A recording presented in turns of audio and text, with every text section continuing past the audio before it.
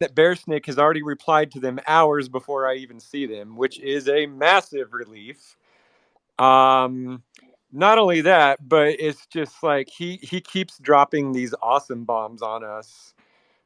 Things that I know that neither Dotta nor I could have made happen. So what do you think, Dotta? It's so true. Yeah, Bearsnake has been incredibly productive, closing deals, following up. This is not a joke, but I'll actually at night, I'll go to Miss Doda and I'll be like, "Oh, Bearsnake is the best. Like, listen to all these things that he did today. Like, there You was guys all better like, stop it. listen to this deal that he closed. That I like would never have been able to close. I am. I didn't It know a bear could. it's I didn't know a incredible." bear could blush, but a bear's blushing right now. Guys, that's very sweet of you. Thank you. No, but seriously, Bearsnake, the cave has just like transformed everything. It's I don't know what you're doing in Yeah. there, but it's been great. Well, I'll tell you. Bears usually hibernate during summer, but this bear lives in Southern California, so there is no hibernation. Uh, and Wait, I thought bears hibernated in the winter. oh, wait a minute. That's what I meant to say. I mixed it up. See, this bear's all fucked up. I'm telling you. I work so much, I don't even know what season it is. Yeah. No, but in all honesty, in regards to the bear cave, forget me for a second. Uh, I'm so excited to have first of all a place to go that I'm not like bothering my family every single day, which is great.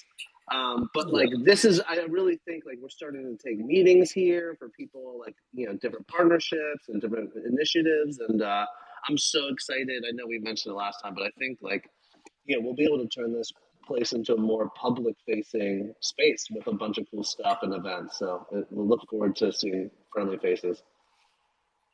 Yeah, I mean, I don't. I'm just gonna toss this out there that once Bear gets it all set up, if you're in LA, I'm sure Bear would welcome you a visit from any of the cult members.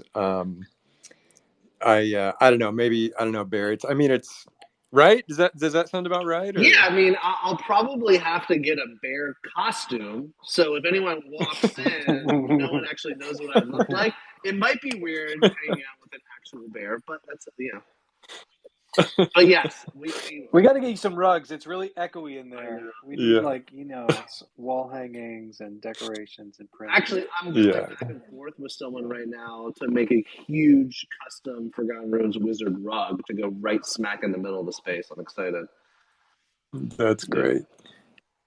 That's great. Yeah, so we're very happy with the Bear Cave. Also, I believe our very own Loch Ness is in Denver right now. Is that correct?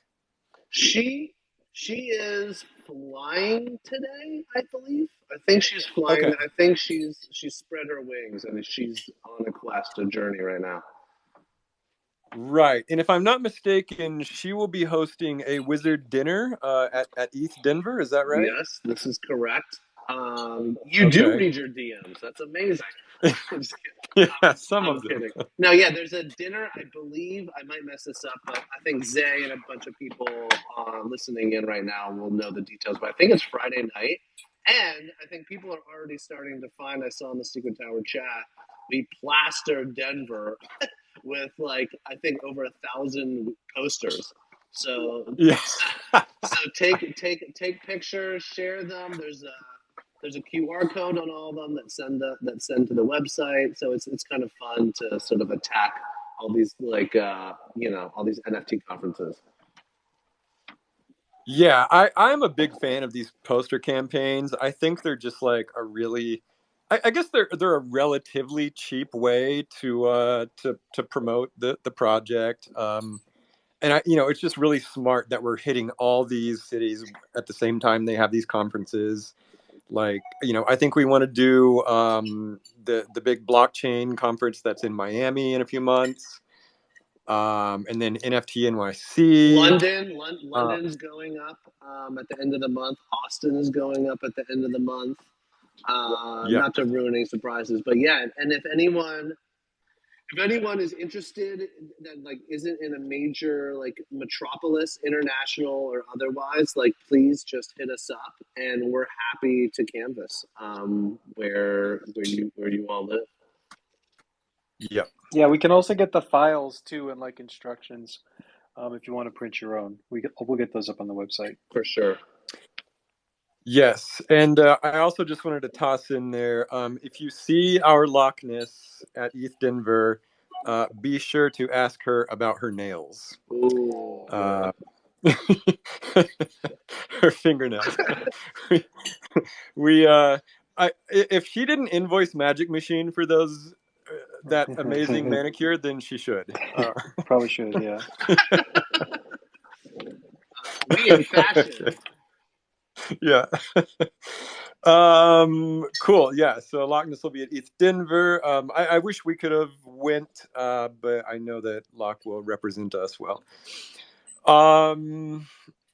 Another shout out that I want to give real quick is I had a really fun sort of impromptu meeting with the pixel artists that are working on the Runiverse game this morning. Ooh, yeah. Yeah, it was great. I actually, this was the first time I met them. I had no idea that the team was this big, but it was like 8 people. And they're spread all out. There's a few in Chile, Mexico. I think there's one guy in Idaho, 1 or 2 in Bogota, Colombia.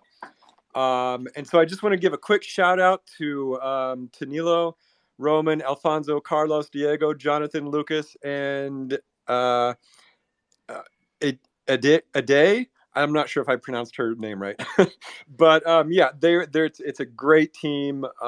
They are bringing a lot of their own creativity to the project.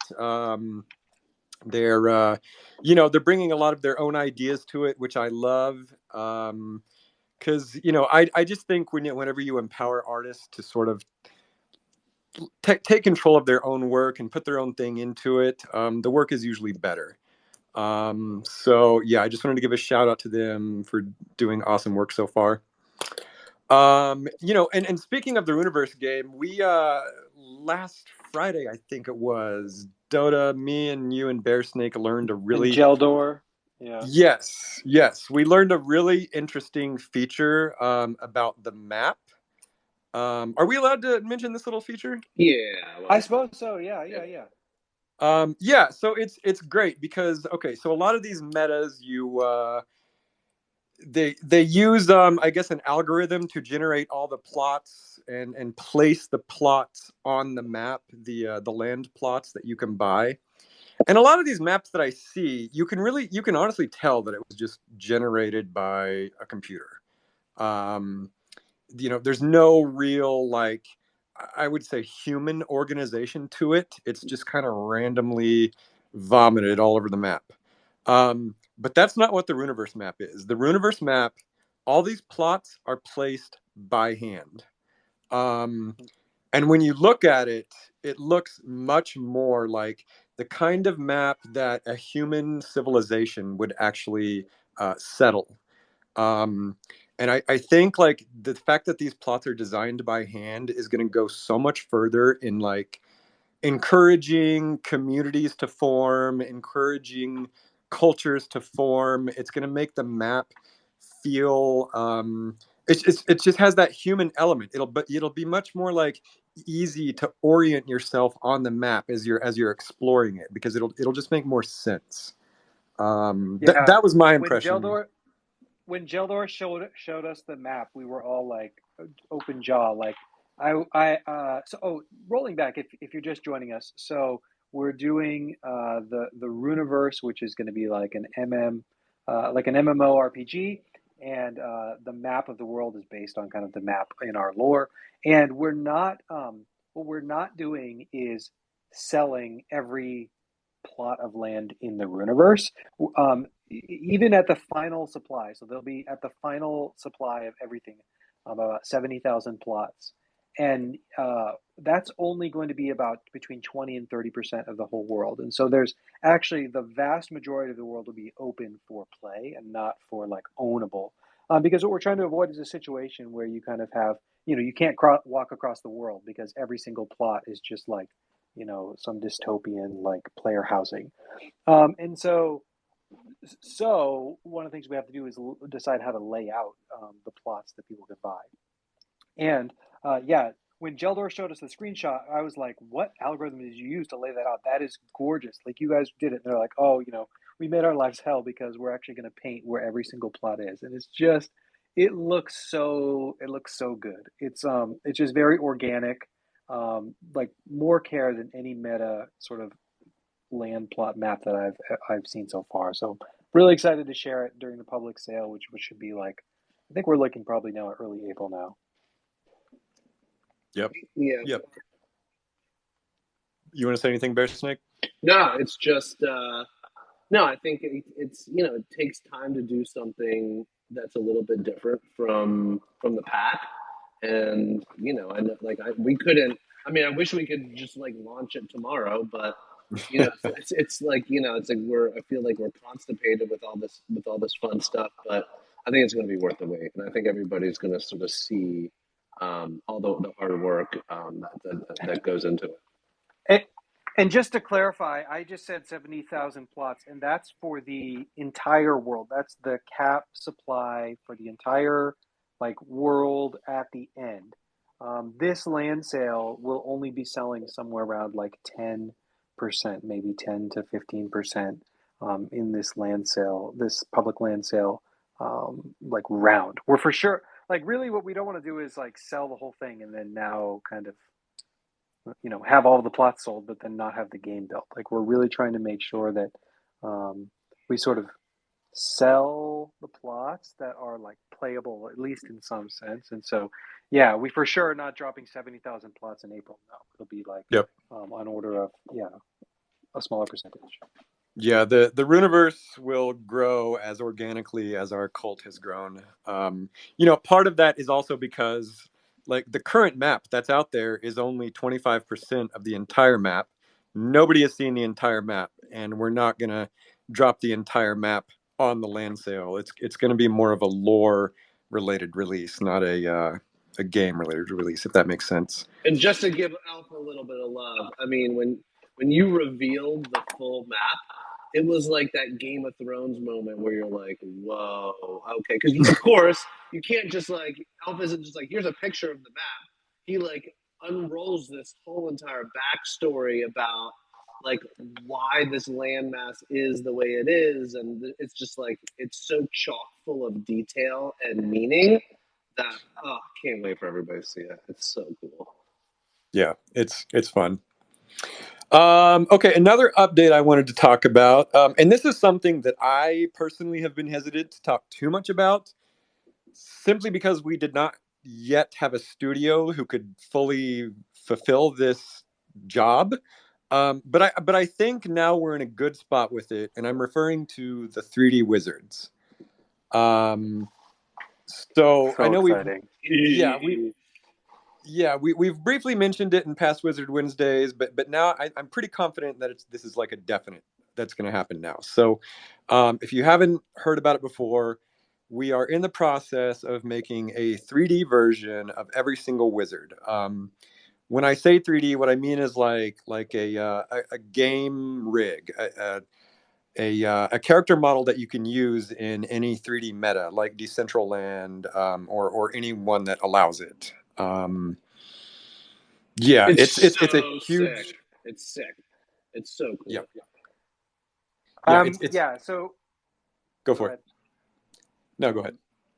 Every wizard, I've seen with some other projects start to attempt this, and what I've noticed is a lot of the projects that have tried to do it, they typically all have really just one character with different, one sort of model with different textures applied to that one model.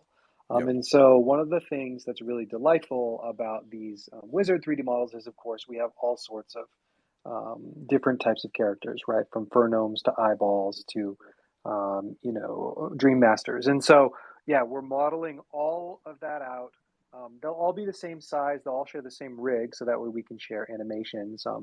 But some folks were asking, what's the deal with Nifty Island, for example, and that would be one of the places that we're aiming for, being able to like use these wizards. But of course, in the same way that we sort of like provide the like walk cycles in 2D for any 2D metaverse, we'll be building these. Let's say like Meebits, for example, would be kind of the canonical one, but they are not voxel. They're not. I just mean that in terms of like portability. Meebits have done a good job, but in terms of like the modeling, it's sort of like this low poly but really charming version of all the wizards. And Elf, I think you're planning on sharing some imagery before too long there, right? Yeah. I'll share some of the models that are in T pose. If you don't know what that is, it's whenever you make a CG character rig, you have to model it with like the arms straight out to the side. There's just technical reasons you have to model it that way. It's for the rigging. But yes, I will share images of that. And yeah, they're pretty cool. It's just this nice minimal CG style. I personally just love the minimal CG style. It's what I did a lot of my personal work in, but also minimal CG styles are really optimized for game engines, especially web-based game engines. They're just lighter assets that run better. So that's sort of why we chose this particular style. And I think one of the things that it sort of represents is this idea that like you can present as your wizard in a lot of different forms, right? The pixel art is kind of the kernel of the character, and it's like it's low resolution enough that you kind of add your own details. And in the same way, if you're the sort of person who like maybe you don't love pixel art or you like 3D and you want to play in 3D games, right? You'll be able to have this way to present as your wizard as well. So it should be really fun. Yep, I'm pretty excited about it. And it'll take a while to fully execute, but it is definitely underway. Yeah, so I think that our like schedule is something I don't think we'll have them done until like June. So that's like maybe the downside is that they'll take, you know, a while. Yep. But that said, we'll want them in June, so it'll be fun. Well, I think the upside to that is by June, there's probably there'll be even more metas that they can be plugged into. For sure. So, like as much as we want them, I think it would probably be perfect timing. Yeah. Yep. Okay, I want to pivot to this other thing. Bonzo's news show has just been awesome. Bonzo, I don't know if you're in the audience right now, but I've been watching all your videos and I'm loving them. And I want to particularly mention the interview that you did with beloved cult member Tom. It was, this is something that honestly I've been wanting to see personally. I want to see interviews with all of you guys. I wanted to get to know you better. And so this first one was just super fun. I really loved, one thing I love is hearing how people first get into crypto. Like everybody has a great intro to crypto story. It's always a good story hearing how you get sucked down the crypto rabbit hole. So that was fun to hear. And then I also thought it was interesting to find that Tom was involved in Wall Street Bets. I think it's a Reddit group, um, and I don't know too much about the Wall Street Bet scene, but yeah, I mean, my knowledge of Wall Street Bets was sort of limited to the whole GameStop thing, if you guys remember that, which I just thought was amazing at the time. Um, especially how you can just sort of meme a stock to the moon and make it so big that it takes down $1 billion hedge fund. That's just freaking amazing. The way they short squeezed, I think it was Melvin Capital. It was just an amazing story, and I see parallels of that in Forgotten Runes. Um, Insofar as our tokens are built on memes as well, and when I say memes, I'm not necessarily talking about just like the lowbrow image macros of cats or Pepe frogs with internet jokes printed on them. Although those apply too. But I'm really just talking about like the academic definition of meme, which is an idea, story, an image, an artwork, or any piece of information that spreads from one person to another through culture. And memes are really nothing new necessarily. It's just the methods through which they spread that have changed dramatically. It's obviously the internet has changed the game for the spread of information. So I'm just thinking, if you can be like Wall Street Bets and you can meme a stock to short squeeze $1 billion hedge fund, you can meme a wizard to legendary status. You can meme a cult or a culture into the mainstream zeitgeist. Perhaps you can even meme an NFT franchise to take down a behemoth like Disney, because that's what Wall Street Bets did. They took down a behemoth. So anyway, so I just love that we have a Wall Street Bets OG like Tom with us. And I highly recommend watching that Bonzo interview. I really enjoyed it, and I can't wait to hear more interviews with all you guys. Awesome. Yeah, I love it. Tom is my chances to talk with him have been so great. I really love what I've watched that clip a lot of times of when he burned the Nosferatu. I think it's so fun. Oh yeah, no, it's great. And you know what's funny is like I've heard Tom say a few times that he like Nosferatu, he kind of like it's too much of a burden for him. It's too much responsibility. But I think Tom's doing a great job with Nosferatu. I'm glad he has Nosferatu. I remember when he burned and he got it, and we were all in DMs being like, he like so happy he got Nos because it's like it felt so perfect. Yeah, super cool. So yeah, and yeah, Bonzo, just keep it up, man. I don't know if I'm supposed to say. Am I allowed to say who the next interview might be? Yeah, I don't know. Okay, no, let Bonzo. Let him say it. Okay, yeah. I won't steal Bonzo's fire. Why are you trying to hijack Bonzo's show, dude? Yeah.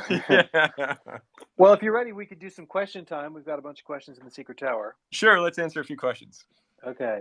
So the first question we have is, why is the Huntress in the Runiverse moonwalking? One of the rooms called this moonwalk cave. Yeah, we're sharing early imagery, early devs, early builds. I think, yeah, maybe something slipped through there in terms of the walk cycle. That will be corrected. It's not a bunch of. I'm sorry, just to cut you off. Yeah. I don't think it's slipping. I think it's part of what we love doing, is like sharing things early when they're not done, so that people can just see the progress. So I think everybody be used to seeing things that are unfinished, and also the feedback with things that are work in progress allows us to get ideas from y'all and what you like and what you don't like. Yeah, totally true. Any news on lore entries becoming gas free? No news there necessarily, but I think it is something we're working on, right? This idea that you could do a draft entry or like a public entry that's kind of off chain, and you can choose to write it on chain later. We're working on it, but no deadline yet. Yeah, real quick on that, just real quick is, we still have that Book of Lore survey that we put out, and you guys were so gracious to answer. We are still digesting all of it internally. It was a huge response. And so, yeah, we will be prepared to talk about that soon. But anyway, go ahead. Yeah. And then, okay, what's up with Nifty Island? So I met with the founder of Nifty Island, I think Charles is his name, earlier this week, and he's so great. Yeah, really, really cool. I love what they're doing there. What they're doing is a really interesting model where the islands, like everyone gets like a land for free, which is interesting. You can customize it. And then, so they basically, we're just like planning on collaborating with them as communities as ideas come up. One in particular would be sort of trying to get Wizard 3Ds into Nifty Island once we have them done. But that won't be till this summer. Any updates on the gate to the 7th realm? Elf, you want to take that or just pass? No updates, but it's not forgotten. Let's just put it that way. It's not forgotten, yeah. Yep. Brady asks, have you considered incentivizing flame holders to burn? I mean, did you not see the jelly donuts? So I think no, we probably won't incentivize people to burn as such, though. You know, we haven't seen any skeleton ponies yet, so that's always a possibility. Speaking of ponies, do you have a cutoff date for ponies now, and perhaps a raffle to make sure we mint out? Yeah, I think that you should mint your ponies by April 1st. So if you're holding on to like a pony code or something, do it in March. Because really what we need to do is we need to put all of the pony data on chain, like the wizards. And as far as I know, I've been working with Loch Ness. I think most everyone, if not everyone, who's getting a merch box has got one. Um, so yeah, definitely. If you have a pony code, use it. If you are whitelisted, use it. I haven't run the numbers, but they're people who qualify who haven't minted their ponies yet. So do it. You have like a month and a half still. Okay, I think that's most of the questions. So yeah, just to give kind of like a high level on kind of the things that we're working on at Magic Machine. So there's the game. There's 3D Wizards. There is the comic book. There is the show, and then Warriors. So those would be like the 5 top. Like if you're like at a really high level, and then I guess merch would be also the 6th. So those are the 5 or 6 things we're working on: 3D, the game, the comic, the show, Warriors, and merch. All those things are what kind of us as a team are working on, every single day. And the YouTube videos. Yeah. I want to pivot to that for a second. Yeah. But hold on just a second. We might have a question from Mr. Crypto Ball. Hey, guy. Sure. Check on like how does milk factor into this whole thing, and is there a concern with like Cool Cat's milk, and I'm just curious about this stuff, and if somebody already asked this, I apologize, but I was just curious. From my impression, all milk questions should be directed to Dr. Poplovsky. Dotta, right? Isn't that more his project, or is this something else? Are we mixing up our milks? I'm not sure. Never mix. Yeah, I honestly don't know, Crypto Ball. All right, am I mistaken that this was something that you guys were working on? I thought I saw a direct link to that, but maybe it was a roundabout link and it was somebody else that was doing something, but I thought it was really. It's probably somebody else. Is Pop here? Is Dr. Pop here? I don't know. But this is what I love, which is the cult is starting to make a lot of its own moves. You guys are doing like so many side projects that like a lot of it I lose track of, and I love that because it's just an overabundance of creativity. So I mean, but all I would say is like, if you see like a big thing like a milk project or like Big Potion, for example, a lot of this stuff is like it didn't come from Magic Machine, but the cult is still doing it, and it's awesome. So I'm not sure what milk thing you're talking about. Yeah, we're not planning on launching a milk token, but I do, but I have heard that someone might, but I'm not sure how it overlaps with Cool Cats. No worries. All right, thanks, guys. Appreciate it, man. Yeah, absolutely. No problem. Okay, yeah. So the YouTube video that we uploaded, Molly, if you are in the audience, please request because I want to give you a chance to speak about it. But also, oh wait, we're suddenly getting a lot of requests. Let's see. Yeah, please, guys, give us your questions. A Sheep, what's up, man? Hey guys, just got a question. Is there any benefits in holding like wizards in multiple wallets versus just in a single, like with like future content and drops, etc.? It's something that people have asked about, right? It's like, oh, can I, if I get an airdrop for writing in the Book of Lore, then why shouldn't I just split my wizards up into multiple wallets and then write an entry of lore into each one of them? I mean, it's an idea that's been thrown around enough that we're already sort of on kind of, trying to plan that sort of behavior into whatever mechanics we try to do. I mean, I think really the way that we're thinking about this, right, is like when it comes time to drop land, when it comes time to drop warriors, one of the things that's important is having a wide distribution, or at least for some phase of the drop. And so, there's a like there's a world in which people are just splitting up their wallets and writing lore, because what they're effectively trying to do is say, like, well, I'm gaming kind of your mechanism for detecting sort of a wider distribution. So we probably will the good news is that I'm good at programming and detecting those kinds of things. I was a data scientist earlier in life. And so I would say there's probably not a lot of benefit there. We're probably going to do some other factors, or at least in terms of priority, for like qualifying for whitelists.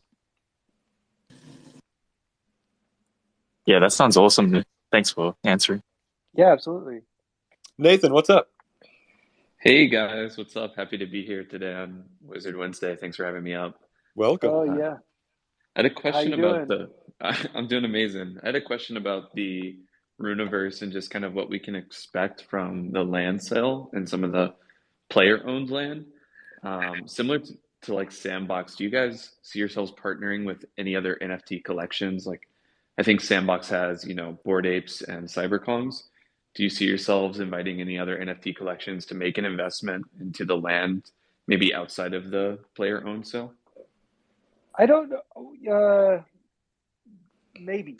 Yeah, I think the answer is maybe. Like, we mostly, one of the key things about the Runiverse versus like some other, let's say, metaverses, is it's grounded in the lore of the Runiverse. And so any kind of like characters that we or like structures, or like anything that gets built within the game, needs to fit within the lore of the game. Like, it's an RPG, like, first, it's a game first, rather than trying to be like, Web3, for example, which we love, but which is designed to sort of be this like interoperable, every NFT community can present here as like, their native kind of avatar.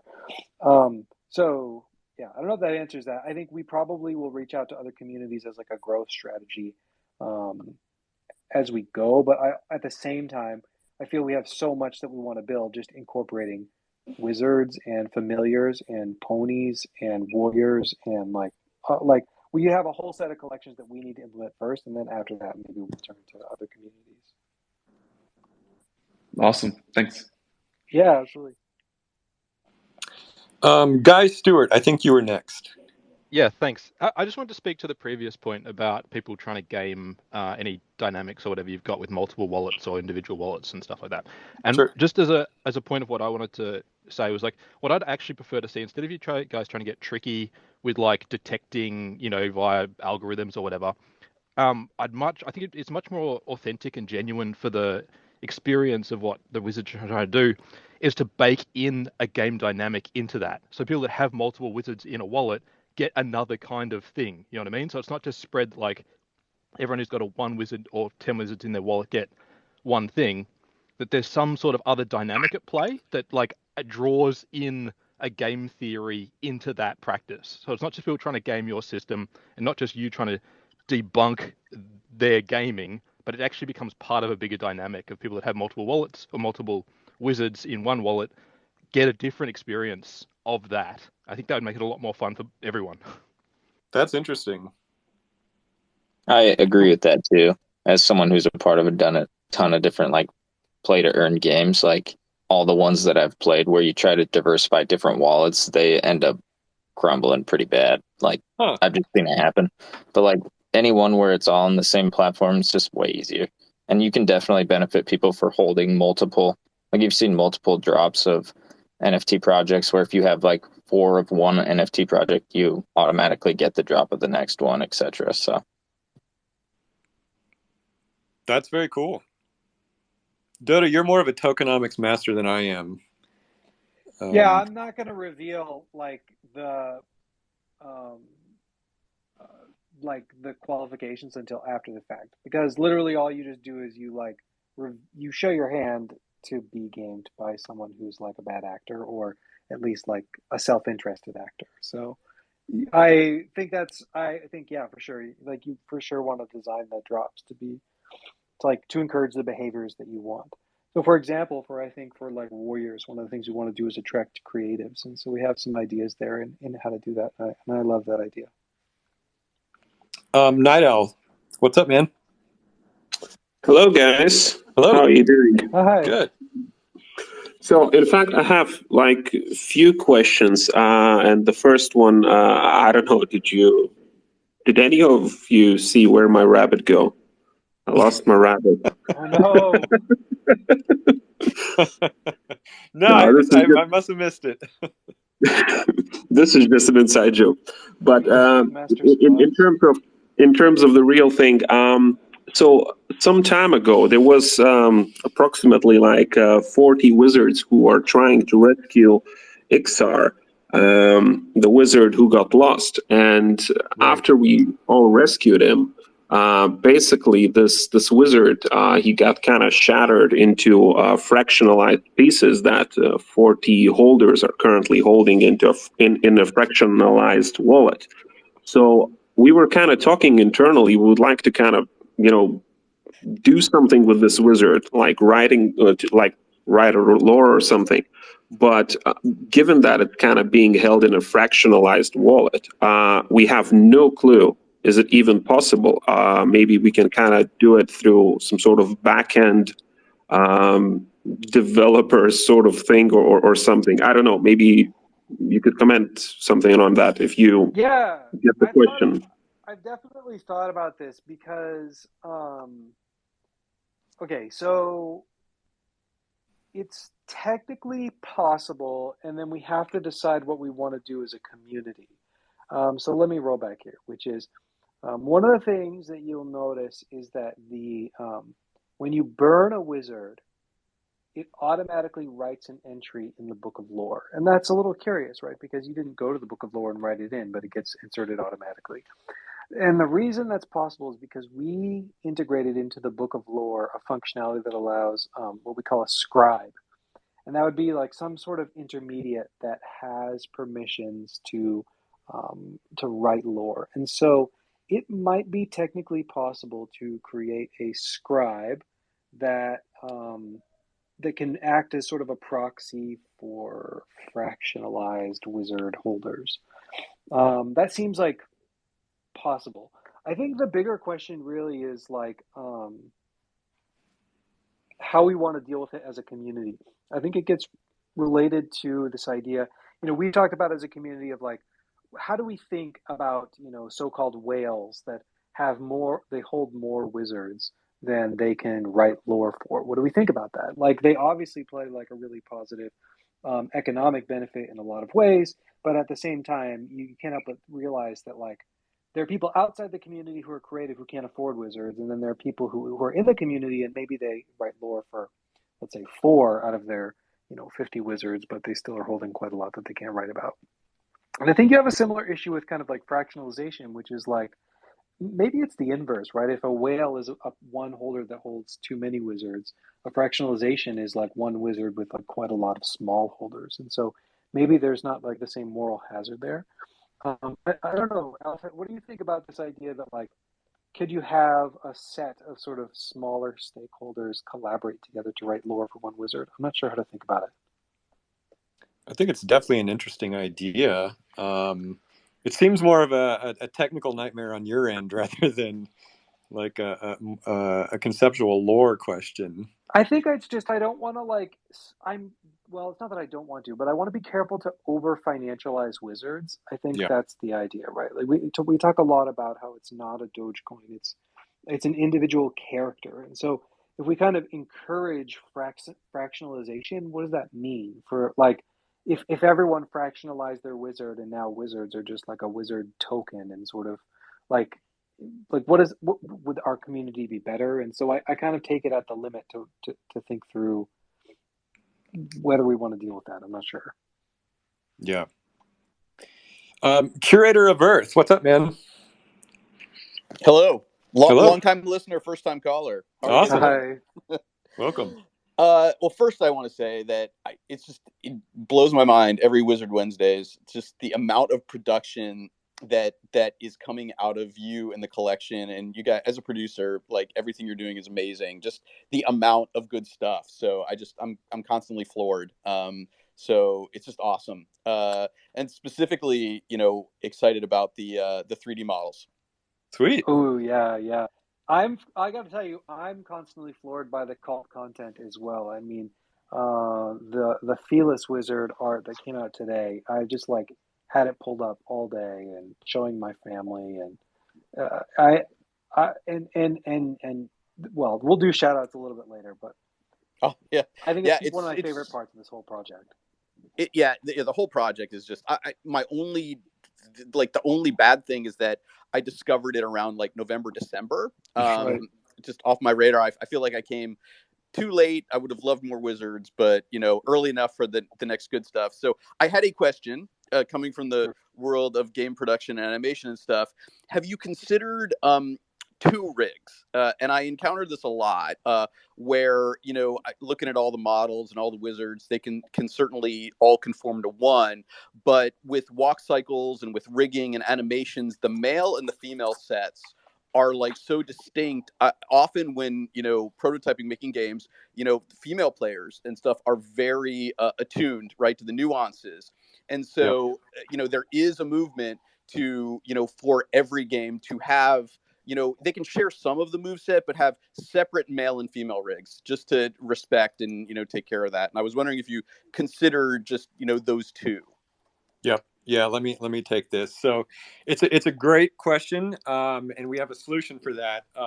Not to get too into the weeds, but yeah, when you have more than one rig, it suddenly becomes an absolute organizational nightmare, especially when you're juggling, like, I don't know, something like 320 separate assets, as in models. Now, to solve for this, though, is I will say that the rig will be universal. It'll be the same rig, same proportions. However, we can certainly have like male and female walk cycles that will be applied to the one rig, but the animation will be different. And I think that'll like solve the issue that you're talking about. Because part of the problem is like, a lot of the female heads go on, I guess, like agender bodies. And so I wouldn't want to, which rig does that get?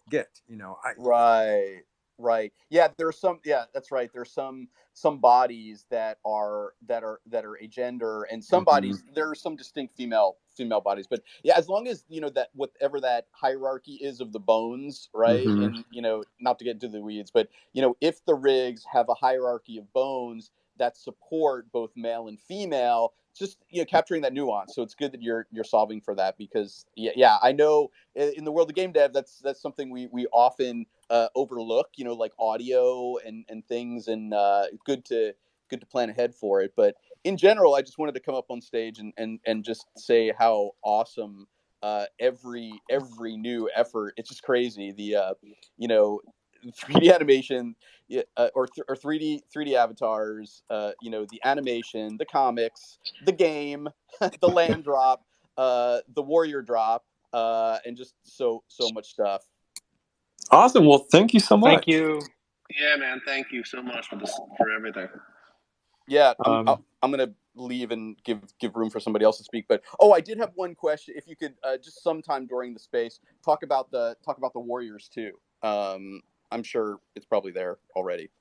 We did our first gen of Warriors this week, and it's so fun.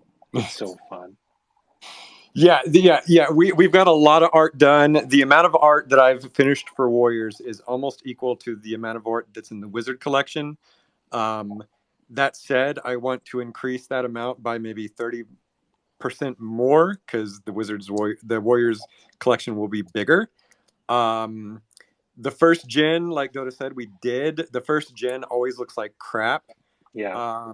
But it's great because the reason it looks like crap is because we didn't give it any art direction yet. It's just like a random generation. You know, go It ahead, looks Jordan. bad because it's just purely random, right? When you Yep. do the first gen, it's the whole problem that we were defining affinities to fight against, which is it's completely random. So you said it looks like crap. I wouldn't say that. So insofar as like there are by chance some combinations pop out looking incredible. Oh, for And sure. so yeah, we spent like a couple of hours just poring over them and like, but yeah, Yeah, as a collection looks like crap, but the art is like, oh, just so good. for sure. And the only thing we need is like now we give it the art direction so that every combination looks awesome, not just a few random ones. But yeah, the Warriors are coming along. Yeah, there's two like big things I want to talk about today, but we might run out of time, so I might push one of them. But I did want to talk about the YouTube videos that we uploaded one a few days ago. It was based on a wizard that I own, and it's a story that I wrote. It's actually funny because it's a wizard that I bought for my dad. Because he wanted one, but I don't trust him to hold it in a wallet, so I hold it for him. Yeah, That's exactly what I do with my family. I got some of those. Yeah, but yeah, this first video, it was really kind of just a test, like a proof of concept. So that's why we just started with a story that I wrote. But the real magic that came to it is our very own Molly directed and animated the whole thing. So Molly, you're up here. Would you like to say anything about it? Hey, yeah. So, yeah, we're still kind of like figuring out how to make these videos, but basically, I guess we want to make one for every book of lore entry. And yeah, and it's been like super fun for me because I come from like a storyboarding design background, and I kind of got to do both, which is like really cool. And we'd like to do like a lot more, and actually am having my friend come on to like help us make these as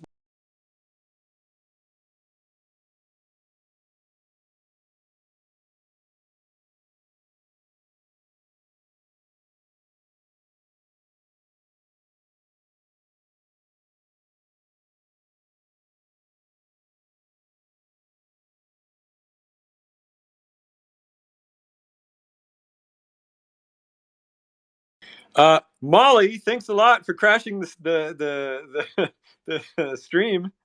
my voice was too powerful. Yeah. Oh, that's I don't know what happened. But yeah, it was definitely Molly's fault. That's all I know. Me.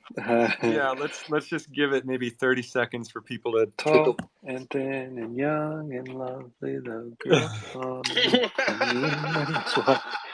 That's my elevator music. That's good. Awesome.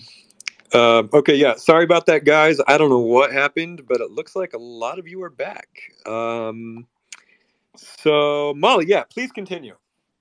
Okay, so yeah, I was just saying we were like wanted to put it out there, and then we also, I guess this is kind of like asking for people to kind of submit their lore to be made into YouTube, like sort of these like little animatic-y kind of YouTube videos. Yeah, so I don't know. Elf, do you want to say anything about it? Yeah, for sure. Yeah, so the next one Molly is doing is the one that Young Wizzy shared with us, I think 2 weeks ago, where it was like there was a professional narrator, had sound effects, had music. That was a perfect piece for us to animate. So Molly's working on that. And then I'll just say that if you would like to submit your lore, please send us a recording. You can put music to it. You can put sound effects. You can give it as much production as you want. Just keep it under 2 minutes if you can, and we will be happy to animate it and put it on our YouTube. So fun! I can't wait. I can't wait for this. Yeah. The next one looks so much better because I don't know. It's just a fun story. It's got all the sound effects. And Molly, I think you're having fun with it, right? Sorry? You're having fun with the next one? Oh yeah, definitely. I'm having fun of all of these. Like, And I think as we keep making them, they're gonna like just get better and better. So Totally. yeah, I'm really excited to see how they change and the stories that we get. Yep. Yep. And then one other thing I wanted to touch on. I hope I think we've got about 10 minutes left. I think I can fit this in. I also want to fit some lore in as well. So Molly actually helped me with something yesterday. It was very interesting. So I spoke to about 12 art students yesterday for a portfolio review, basically from 9 a.m. to 4 p.m. One-on-one. It was this nonstop day. Molly joined me. And we were essentially like just, looking for more talent to create content for the project. And it was really cool because on the one hand, it really forced me to refine my pitch to non-crypto people. I discovered that it makes much more sense to open the dialogue with our mission, which is the decentralized approach to world building, the collaborative legendarium. I do not open with, hey, we're an NFT project with 10,000 wizards. Because opening that way just confuses people who don't understand crypto NFTs. And nowadays, a lot of people have an immediate negative reaction. So I lead with, we are a collaborative legendarium. I explain how we are an open source world building project. And then I explain that we are, the reason we're able to do this is because we utilize blockchain technology, simply because it's the best tool for the job. So I've just really found that leading with the mission first and the tool second just makes so much more sense, and it keeps their interest better. And then the next great thing is I show this slide with a lot of cult content on it, all the stuff that you guys make. So it's great because there's such a wide variety of content to show, from illustrations to CG models to poems. But also really fun stuff like Zalasol's baby dressed up as a wizard. I show that. I show Tom and Tanya's tattoos. I showed Bam Bam's Halloween costume. And when people see that, it just really hits hard that this cult is for real. And then third, like the really fun thing was, I would tell them that we want to hire them on a freelance basis just to make cool stuff. I literally say to them, we want to pay you to make whatever you want. Just use our characters and make it awesome. And their reaction on their faces is great because literally no studio is making that kind of offer to them. And Molly, you were getting a real kick out of it, right? Just watching all of this. Yeah, I mean, I guess me and Elf were actually alumni of this like college, and also so we know how these sort of like portfolio day interviews go, and like how the studios are basically like, okay, tell us like why we should hire you, and like and I think we kind of did the opposite thing. I think we realized we are like, no, we like you, and we would love for you to like do something for us and to like foster your like creativity and like inspire you. And like I think a lot of people were kind of like taken aback by like what, like you could tell people were like, is this real, like are you really like, is this a scam? And and also, and they're confused too, right? Because it's like, this is obviously a college setting, and it'd be weird to be scammed at your own college. But anyways, yeah, so it was really, we got many like different reactions, but anytime like we ended with like, yeah, so basically what we're trying to say is like, make something cool and we'll pay you for it, make whatever you want and we'll pay you for it. And you can see like people's like eyes like getting wide, or some people like outright laughed because I think they were just like so shocked. But yeah, they were like all actually way more receptive than I was like expecting, which is like really exciting as well. And I think it was because we were like, yeah, we just want you to be like happy and creative as an artist. So yeah, it was really cool actually. My favorite takeaway from like you guys like telling us how it went yesterday was that Molly was basically suggesting like trying to convince the students to quit school and just come work for us. Yeah, pretty much. I was like, it's what we want, it's what they want, like it's what they actually want. They don't realize it just yet, but Yeah. it's what they want. Yeah. Yeah, no, it was great, and one of my favorite things was like, I want you to do this work in a style that you like. Don't make work that you think I want. Make work that you want. Like the more unique, the more original, the better. Which again is the exact opposite of what these other studios are telling. The other studios are going to be like, no, you have to draw it in this style. It's got to follow the style guide, and you're only going to like draw like backgrounds, and that's it. And we're gonna pay you a wage, and we're gonna own what you make, and sit in your little cubicle and be happy. But we are offering the inverse of that. And I just think like this is an indication of like where this whole decentralized studio idea can go. So yeah, it was great, and hopefully we will see some really fun student work coming out. I know that they're very busy now making their student films, but maybe in a few months you'll start seeing a lot of it. So that was awesome. So yeah, we only have a few minutes left. I want to get to some lore. I was sent a recording this morning from the wizard Tabitha of the Marsh, and I will play it for you. I'm really loving that you guys are recording these and making productions out of them. But before I play it, I also just want to quickly mention that Tabitha of the Marsh has also DM'd me. They have a really great, let's see, how do I want to say this? Printing option if you want to get a wizard book printed. Just DM Tabitha of the Marsh, and I will let them tell you about the options to do this. But it sounds really interesting. So I just wanted to throw that out there. Can I, before we get to lore, let me just throw something out. And Alf, I don't know if you're comfortable doing this, but over a decade ago, I met Alf, and one of the first things he showed me was his student film that he made. I think it was your final project, right? Yeah. And it is one of the weirdest, awesomest things I've ever seen in my life to this day. And mind you, I've seen a lot of really weird things. I would love to figure out, I don't know if that like doxes you, Alf, but I think that needs to be shared somehow. Miss Dotta has also said it's the weirdest film she's ever seen. So it's that. funny because I actually tried to scrub the internet of it because I'm kind of embarrassed by it now. What? You're embarrassed by it? I think I've actually seen it too. I mean, it is what it is. Okay, I don't want to go too much into a rabbit hole with this film, but it's just like, I was very young and rebellious at the time, and so it's pretty crude.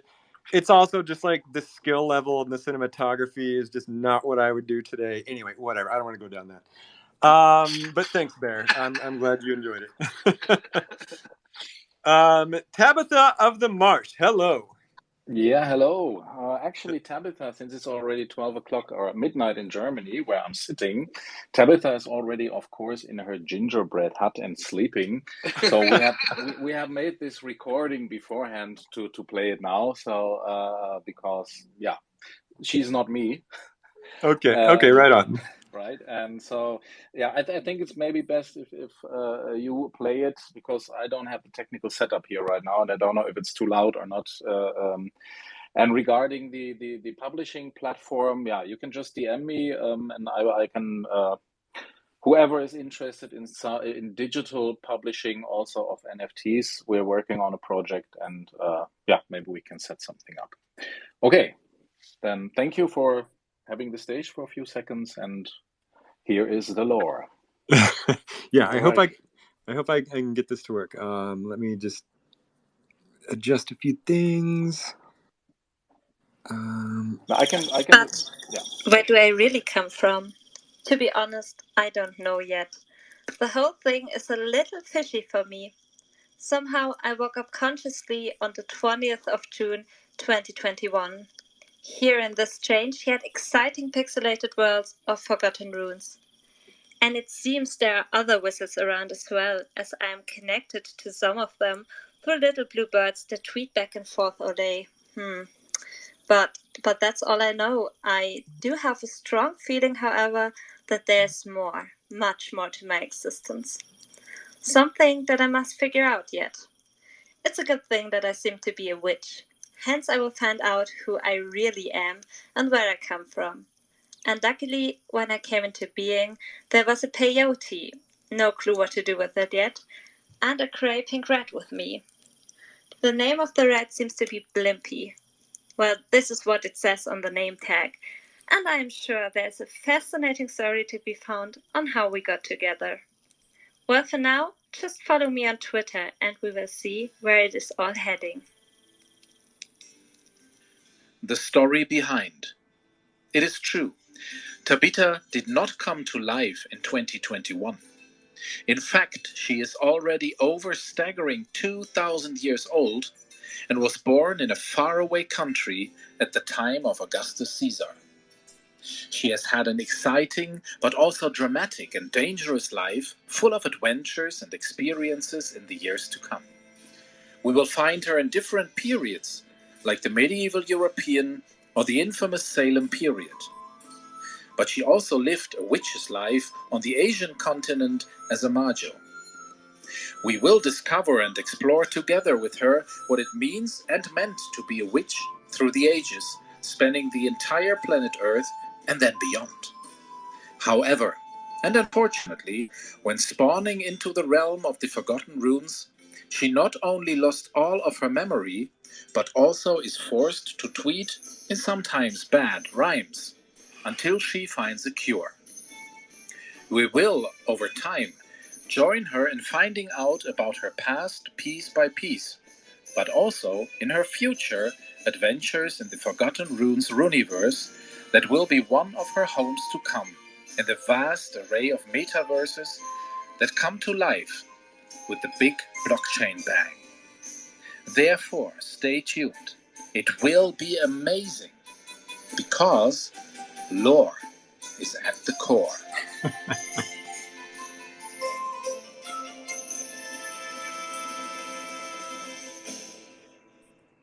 Oh, that's great.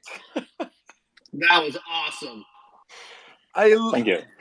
I love it because you worked in like this whole like existential dilemma. She doesn't like really understand where she came from. You worked in like the whole blockchain uh, plane of existence, which is just so pertinent. It's so Forgotten Runes. It's so well done. I love it. I love Tabitha now. She's great. Thank you very much. Yeah, so that's the little bit the idea behind it to connect Web 1, Web 2, Web 3, and the real life somehow together. And yeah, I hope I can come up with a lot more lore in future. And yeah, thank you. Well done. Thank you so much. Yeah, guys, it's an important point. I mentioned last week how the Runiverse is actually a real place, and I do think it will be a real place. I really mean that. The metaverse is going to blend with the meatverse, and the Runiverse, we will all live there someday. So, without further ado, this has been Elf And Dotta. Bearsnake, Tabitha of the Marsh, and Molly channeling out from the Bear Cave on the Beach and the Quantum Downs. Good night, everybody. I got the magic in my palm. It's getting tragic when I'm